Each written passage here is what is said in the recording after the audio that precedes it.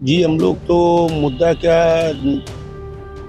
देश में विकास हो, अच्छा लगे, सुख शांति हो, अमन चैन हो, यही चाहते हैं। अमन चैन रहे, देश में सुख शांति रहे और विकास रहे। और मध्य प्रदेश की चर्चित और हॉट सीटों में शुमार गृह मंत्री नरोत्तम मिश्रा की सीट दतिया पर पैच फंसता दिख रहा है।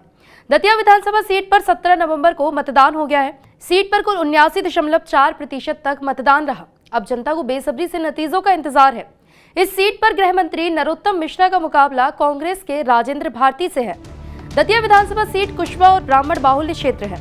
इसमें से करीब 25 से 30 हजार ब्राह्मण है, तो कुशवा समाज के भी 30 से 35 हजार वोट है। विधानसभा चुनाव के वोटों की गिनती 3 दिसंबर को होगी, लेकिन जनता से मिले फीडबैक के आधार पर अनुमान लगाया जा रहा है कि यहां के नतीजे चौंकाने वाले हो सकते हैं।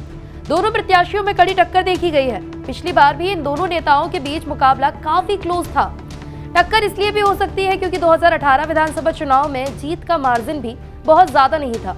नरोत्तम मिश्रा सिर्फ 2656 वोटों से ही जीते थे।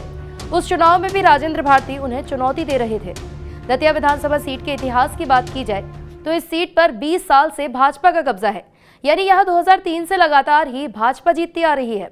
दतिया विधानसभा सीट पर साल 2003 पर बीजेपी के रामदयाल प्रभाकर ने कांग्रेस के महेंद्र बौद्ध को हरा दिया था। इसके बाद 2008 में ये सीट सामान्य हो गई।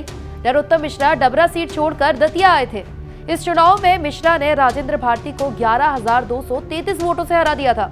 2013 में एक बार फिर से नरोत्तम मिश्रा ने राजेंद्र भारती को 11,000 से ज्यादा वोटों से हराया था। 2018 में मिश्रा ने लगातार तीसरी बार जीत दर्ज की, लेकिन मात्र 2600 वोटों से।